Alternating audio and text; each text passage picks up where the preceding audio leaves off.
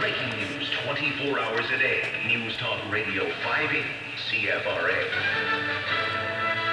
Now back to the Mo Green Show on 580 CFRA. Here's Nick Vandergraat.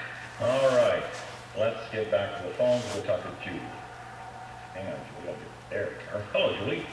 Hi. Hi. What's on your mind this morning? What's on my mind? I saw a big drug deal go down yesterday. You did? I did. Where was this? Shit. Julie, are you okay? No, I'm upset. Okay, are you... I'm sober. I'm fine. I don't do Because drugs. you don't sound too... Okay. I know. Listen, tell you what, call me back when you can be a little more lucid. Let's go talk to Bill. Hello, Bill. Yeah, I'm shocked at the callers trying to defend Rob Ford.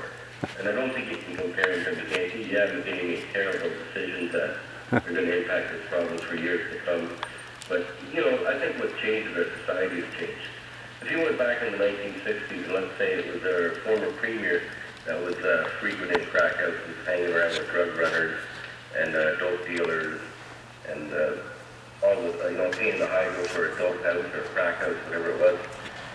We thought it was Bill Davis or any other politician back then, they wouldn't dare come up and say, please give me another chance. They'd be ashamed to show their face.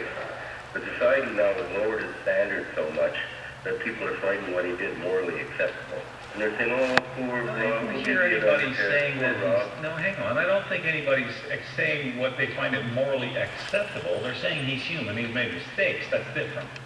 They're not the kind of mistakes that you can make when you're the mayor, you're the premier. It's one thing if you work at 7-Eleven and you get caught smoking crack on camera or something. This guy is the mayor. There's so many things wrong with what that man did. Setting himself up for extortion, he's done 2 murders, or 1 murder and 1 attempted murder. Okay, hold on. Hang on.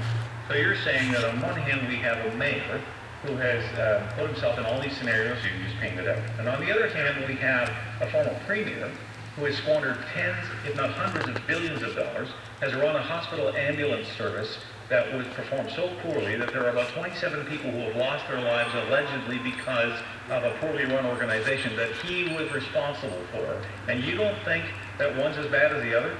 Actually, I think in a way what the premier did, McGinty, is worse.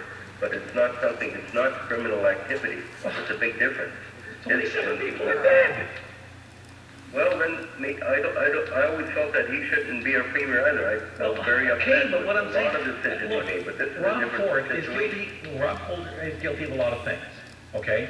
But I don't know that he's guilty of that kind of criminal incompetence or that kind of situation. And I'm not saying Dalton McGinty is either, but he was the guy in charge when that went down. And if you're going to blame Dalton for anything, you have to look at the whole thing. What about California? What about that? Clearly he was involved in that, and nothing happened. There was no consequence for that for him. Yeah, but you're setting the standard so low. You're setting one, you're trying to compare 2 bruised apples. No, I'm setting the standard rather high. I want them both held to standards, by all means. But it's funny how Rob Ford, look what he's been going, and I'm not defending him, I'm just saying, look at the media attention, look at the things that he's gone through, and what is the price he's paying for his mistakes, and I agree, they're mistakes. Where is that for Dalton McGinty or Kathleen Wynne? Well, he gets faded off into the sunset. Yeah, how convenient. Under a rock somewhere.